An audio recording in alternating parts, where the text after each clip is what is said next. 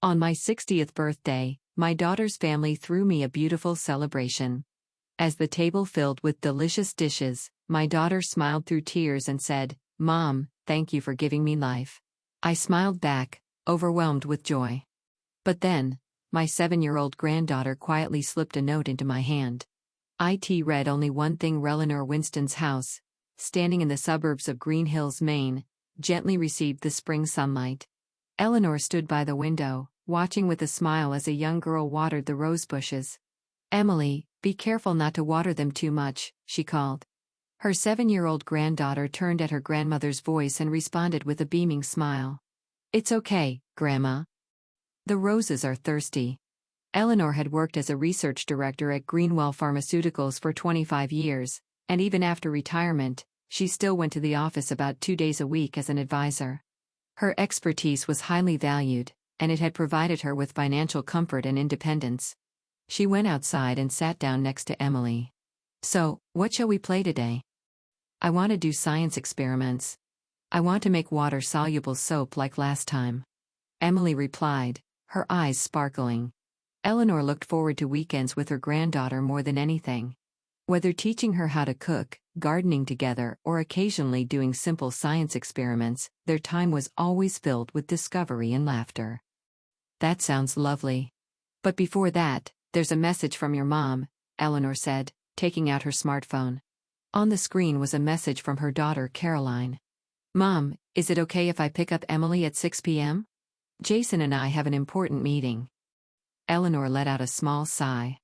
As a manager at a marketing company, Caroline was always busy and often relied on Eleanor to take care of Emily.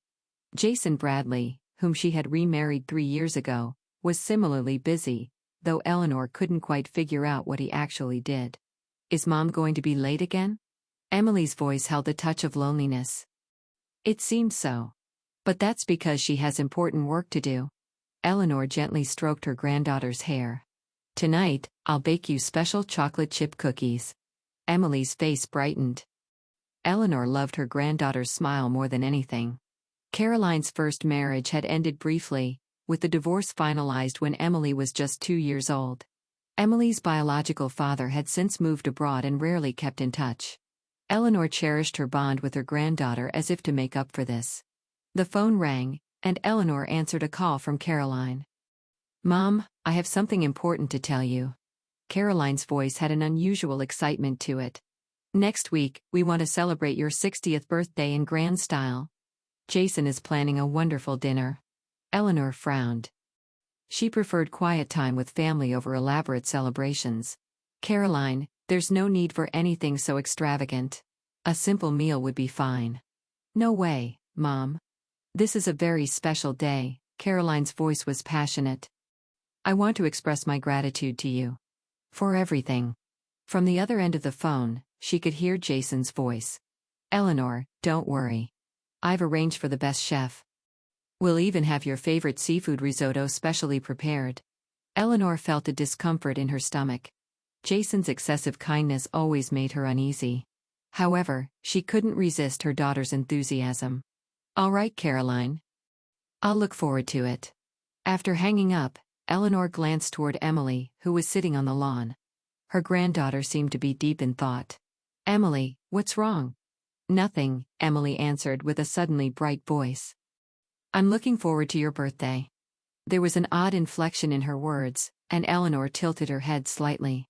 However, she dismissed it as just a child's whimsical change of mood. "Well, shall we start our promised science experiment?" Eleanor stood up and extended her hand to her granddaughter. The rest of the day went by pleasantly. The soap-making experiment was a great success, and Emily proudly held the lavender-scented soap she had made, declaring it a present for Mom. At dusk, when Caroline came to pick her up, Emily reluctantly packed her things. As they said goodbye, she hugged Eleanor more tightly than usual.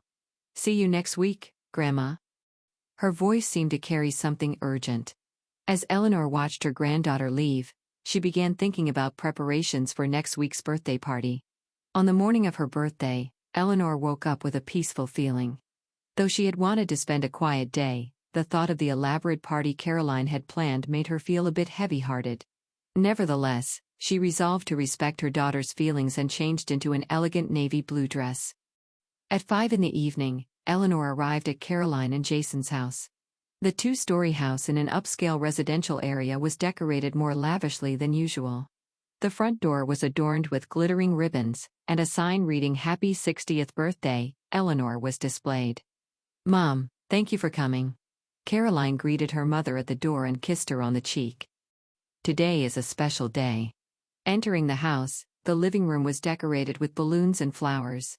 On the table was an array of fine wines and Eleanor's favorite cheese platter. Jason stood by the fireplace and approached with a smile when he saw Eleanor.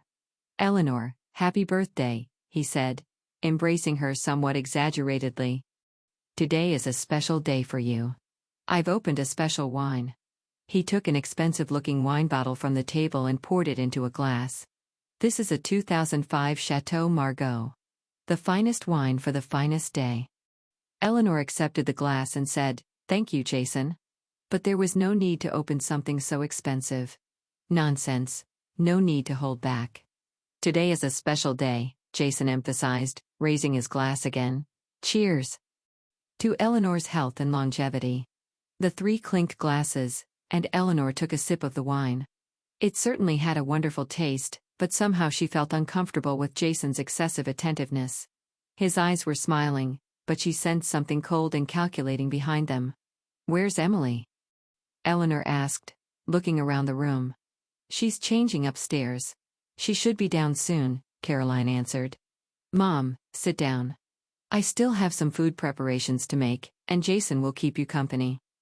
As Caroline headed for the kitchen, Jason sat next to Eleanor and poured more wine into her glass. "So, how are you enjoying retirement?" "I'm quite satisfied. I go to the company just 2 days a week and enjoy my own time the rest of the week." "Wonderful. I'd love to hear your advice on asset management sometime," Jason said with a meaningful smile. "Caroline tells me you're a wise investor." Eleanor returned the smile but changed the subject. "How is Emily doing at school? All I hear from her lately is about science experiments." "Ah, she's a smart girl. Maybe she takes after you," Jason said, trying to pour more wine into Eleanor's glass. Eleanor declined with a wave of her hand. "This is enough. We haven't even started dinner yet." "Relax, Eleanor. Tonight is a special night." Jason's voice had a touch of irritation in it.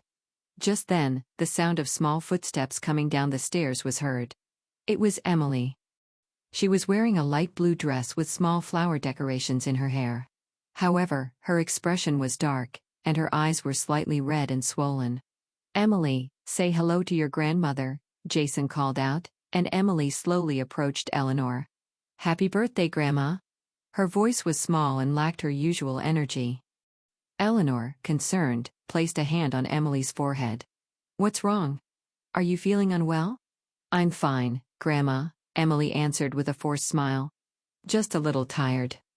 Eleanor gazed into her granddaughter's eyes, but Emily quickly looked away. Something was wrong. Emily was usually talkative and lively in front of her grandmother, but today she seemed like a different person. "Emily, can you help your uncle?" Jason called, and Emily reluctantly moved toward him. As the two went to a corner of the living room, Jason was whispering something to her. Emily just nodded, her shoulders appearing tense and rigid. Caroline returned from the kitchen. "Mom, let's move to the dining room. The food will be served soon." As Eleanor stood up, Caroline took her mother's arm. "Mom, today is truly a special day. A day to express my gratitude to you." While touched by her daughter's words, Eleanor still felt something unnatural. She looked at Emily, but the girl remained seated at the edge of the sofa, staring intently at her grandmother.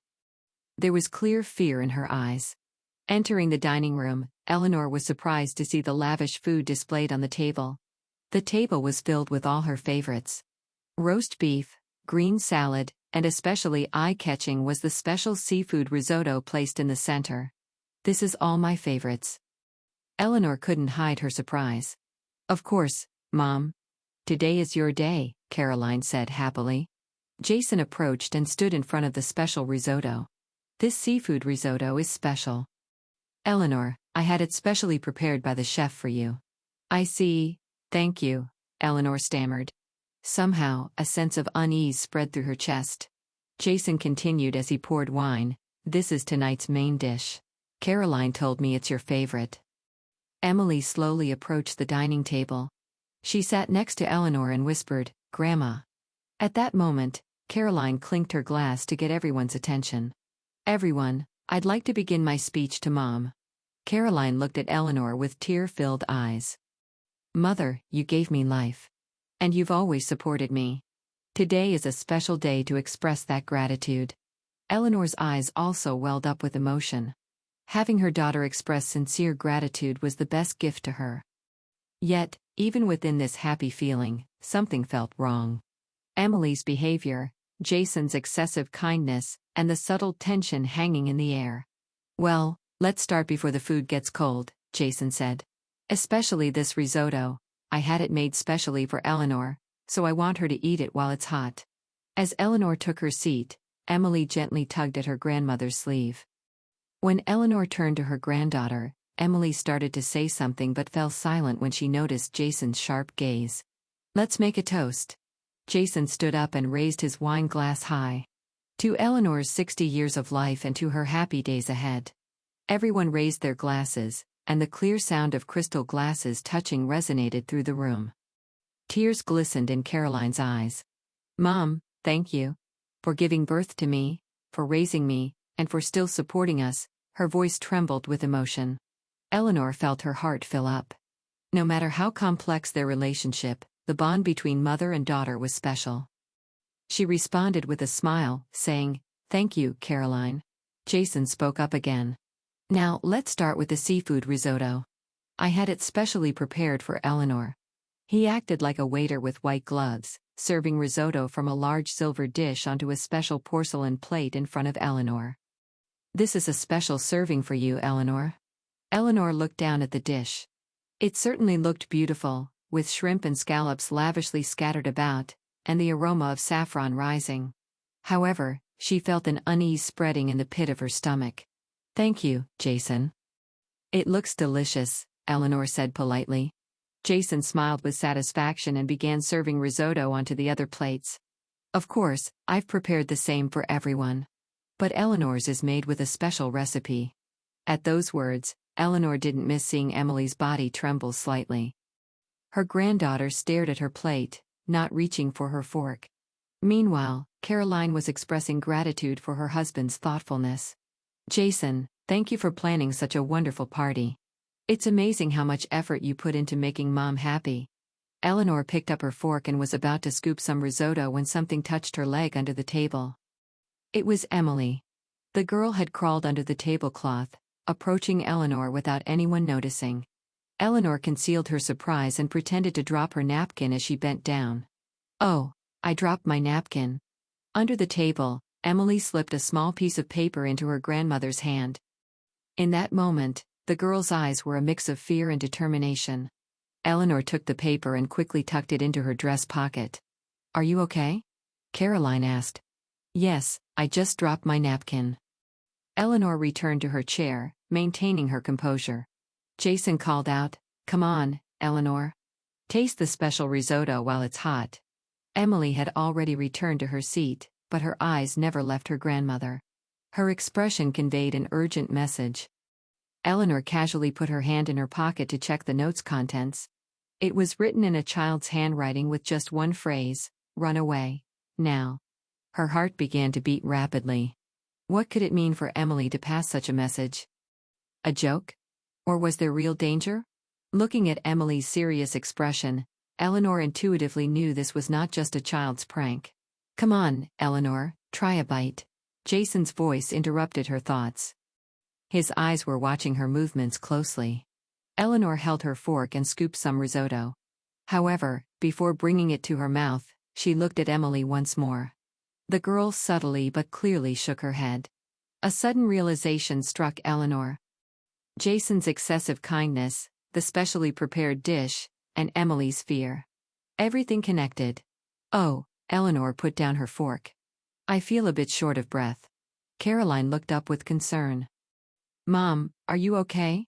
Yes, I just need a little break. Eleanor slowly stood up. I'll go to the restroom. I'll be right back. A momentary irritation crossed Jason's face. But the food will get cold. The special risotto. Don't worry. I'll be right back, Eleanor said in a calm voice. As she was about to leave the room, Caroline stood up. Mom, I'll come with you. It's fine, Caroline. I can manage on my own, Eleanor smiled, but her eyes were serious. You stay seated. It's a party, after all. Caroline hesitated but returned to her seat. After leaving the room, Eleanor headed not for the bathroom but the kitchen. There must be some clues. If Emily's message was real, she might be in danger. Entering the kitchen, Eleanor quickly looked around. Utensils and ingredients used for food preparation were scattered on the counter. Among them, her eyes caught Jason's jacket placed beside the sink. Eleanor carefully searched the pockets. There was a small medicine bottle. The label read gastrointestinal medicine, but to Eleanor's experienced eyes, it was clearly not ordinary medication. Having served as a research director at a pharmaceutical company for many years, she had the ability to sense a drug's dangers. Searching further in the pockets, she found folded documents. Opening them, they were copies of her life insurance policy. There was what appeared to be a forged signature changing the beneficiary from Caroline to Jason. Eleanor's blood ran cold. From another pocket, she found Jason's smartphone. It was locked, but notifications were visible. Reminder, drug effects after 6 hours. Looks like natural death. All the pieces came together in Eleanor's mind. Jason was trying to kill her. And his plan seemed perfect. The specially prepared risotto, the special wine, and above all, the excessive attention to Eleanor. It was all part of a plan to get her life insurance money. Suddenly, the kitchen door opened. Eleanor quickly returned the smartphone to the pocket and turned around. Jason was standing there. What are you doing? His voice clearly contained anger.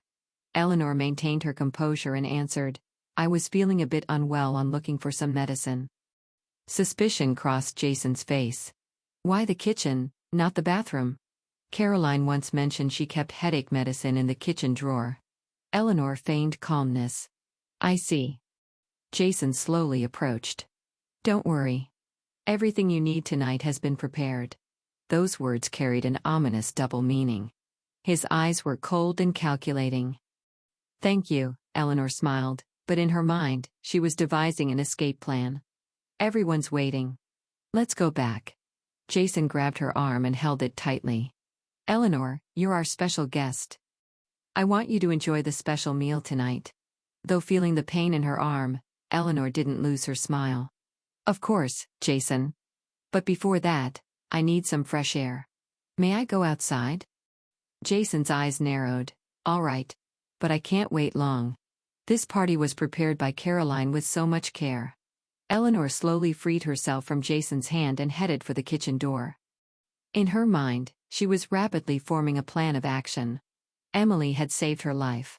Walking down the hallway, Eleanor steeled her resolve. She would not return to the dining room. Instead, she planned to go to the bathroom and contact the police. However, before that, she needed to ensure Emily's safety. It pained her heart to think that her little granddaughter was feeling fear amidst this terrible plan. Eleanor looked back, confirming Jason was still in the kitchen. Then she quickly headed for the bathroom. Closing the bathroom door and locking it, Eleanor took out the smartphone from her pocket. Her hands were shaking, but she took a deep breath to regain her composure. Dialing 911, an operator responded immediately. My name is Eleanor Winston. My daughter's husband is trying to poison me, Eleanor conveyed in a low but clear voice. 215 Oakwood Drive, Green Hills, Maine. We'll dispatch police immediately. Please stay where you are. My granddaughter might be in danger too. I have evidence. Eleanor took photos of the notes found on Jason's smartphone and the medicine bottle and sent them. After ending the call, Eleanor put her ear to the door. The hallway was quiet. She opened the door slightly and peeked out. There was no sign of Jason, and she could hear voices from the dining room. Eleanor left the bathroom and decided to look for Emily. Where could her granddaughter be? It was too dangerous to return to the dining room. Eleanor headed for the stairs through the living room. As she was about to climb the stairs, she heard small footsteps. Turning around, Emily stood there. The girl's face was wet with tears. "Grandma." Emily whispered loudly and ran to Eleanor. Eleanor embraced her granddaughter and hid behind the stairs. "It's okay, Emily. I saw your note. I've contacted the police." Emily sobbed and said, "Uncle Jason is planning something bad. I overheard him."